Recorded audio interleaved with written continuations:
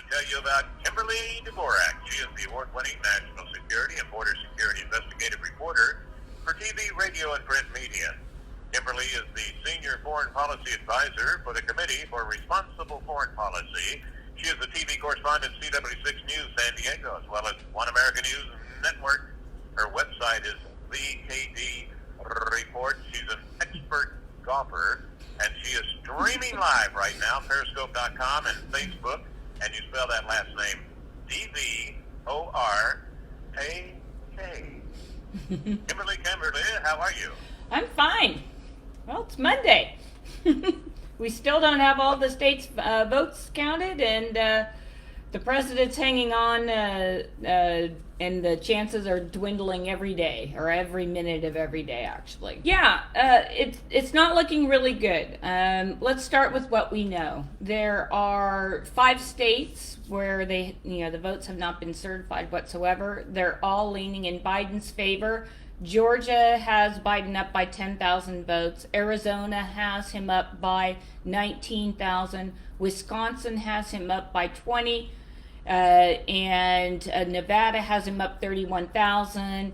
So Pennsylvania has increased their count this morning, and so he's up by 43,000. So quite a few votes for the president to overcome.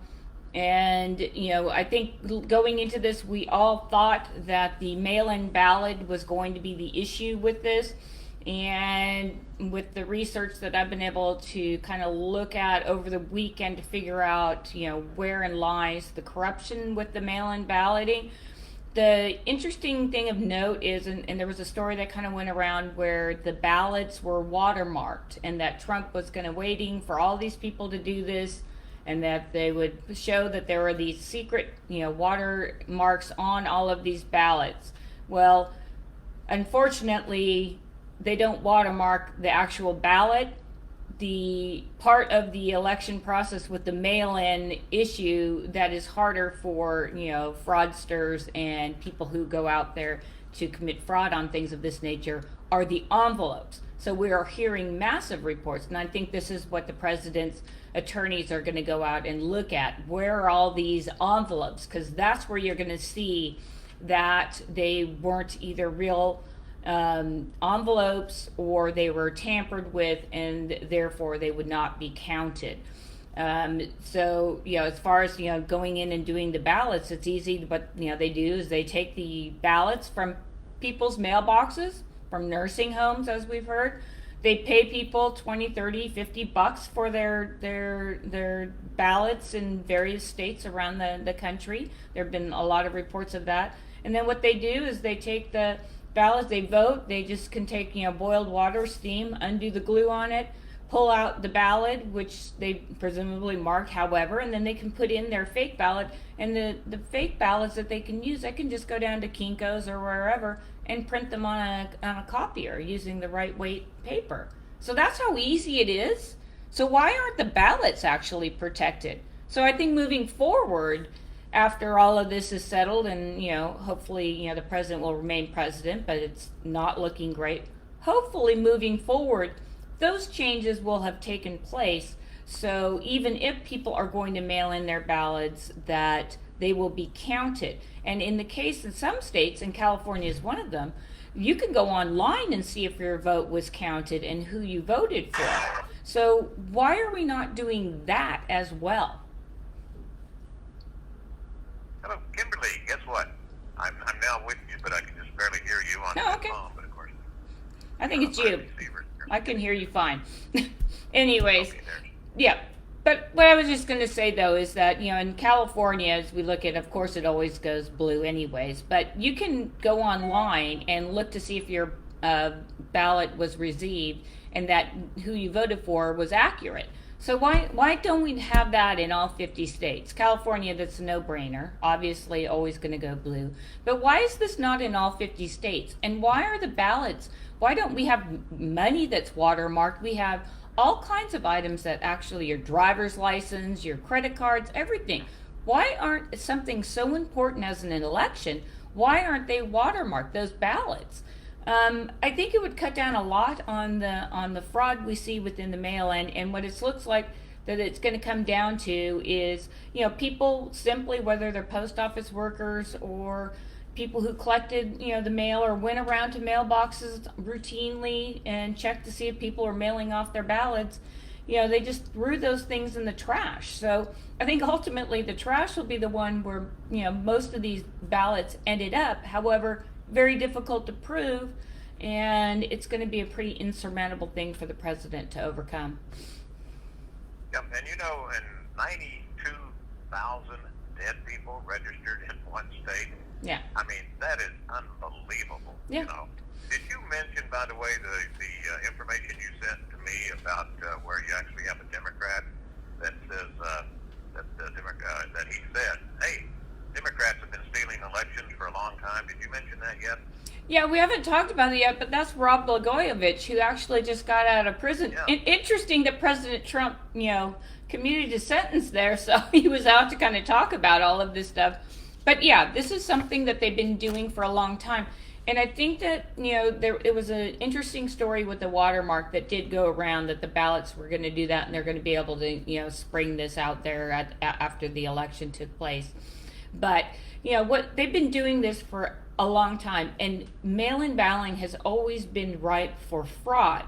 For, again, just to reiterate again, you can easily just throw that ballot in the trash, and then there goes that vote altogether. Or if you need to change it, you just open it, put in a fake ballot, because a fake ballot's not, there's no, watermark, there's nothing on it. You have no idea if it's real or not. So most postal, if it just goes through the machine, they're like, fine, okay, we've got like 60 votes here, and oh wow, gosh, the other guy only got 10. So, that's the method that you're going to see the fraud. And the challenge for the president is there enough evidence out there for him? Because there's no guarantee the Supreme Court will take it up. I think they will, but are there enough votes to overturn? Because in what happened with Gore v. Bush in 2000, they had one state, and it came down to a couple of counties. This is multiple states here that they have to get through. And the election that went on in 2000, had a report on that they called Al Gore the president-elect for 30 days in 2000 until the courts ruled against him and declared Bush the winner. Yeah. And the interesting thing is that there were two people that were working for Bush to investigate this whole thing. Yeah. And that happened to be Brett Kavanaugh and Amy Barrett. So interesting if it gets unusual. If it gets there. But again, I think when we're looking at this, and in my view, in watching the enthusiasm with Trump's rallies, and just the groundwork and the people in and around this entire country that were had the enthusiasm for the president of the United States to reelect him over Joe Biden, who looked like he was going to drop dead at any moment, had no enthusiasm. Nobody went to any rallies, and not very many people went to go see Kamala Harris either. So when you look at this, you say that how can this happen? And I think that's what we have to do looking forward, is how does this happen? And we have yet to see what evidence the president has. He's got Giuliani, and I think even more credible, he has Sidney Powell out there that are saying that in Pennsylvania alone, there are like anywhere from 450 to 600,000 ballots that are under suspicion. I don't know what the rules are as far as, state, we're going to make the entire state re-vote. I don't think there are any rules on that. But again, I think moving forward, we're going to have to come up with a lot more secure system of voting. These are the things that we read about in Afghanistan, or even Afghanistan. You put your finger in the ink, so there's no double voting on it. But in third world countries, this is what you hear. Oh, Putin won by 90% of the vote. This is what we hear from those countries. So when you look at a country like America, and especially in this day and age, especially when we see a state like California where you can mail in your ballot, and when they get it, they'll put it into your account, and you can go online and you can look it up and make sure that you voted for whomever it is. that you send it off in the mailbox, so there's no shenanigans. Why do we not have that in all 50 states? I just think that that's something that needs to be dealt with. And then on top of that as well, this whole watermarking business, I think it's actually a great idea. I think all of the ballots should be watermarked as well. So if there's any kind of challenges, it just is going to make it that much harder to steal in an election. And if Trump loses this and Biden becomes president, this would be something that Mitch McConnell could maybe go after and say, look, we'd like to work with you on a bipartisan thing. We'd like to do this with the elections moving forward. Then we can see what party really wants to see free and fair elections, and ones that are just really okay with the status quo where, they can change the votes. I mean, and when you look at like Georgia, 10,000 votes, that's not a lot of votes. I mean, we have mail-in ballots going out, for the last several months. So how many houses could these people hit and throw out the votes? I mean, so these are, those numbers are actually meaningful here.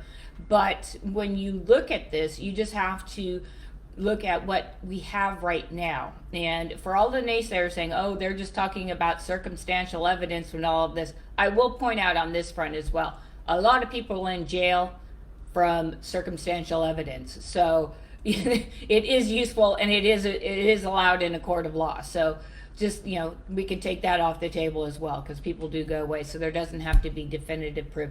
It's a heavy lift for the president, and Godspeed to them, and it's going to be a rough 30 days, I imagine, but it's something that's going to be tough. But I think that looking forward, again, we need to start working on making sure that our elections are in fact lawful, and that everybody voted once, not after they're dead.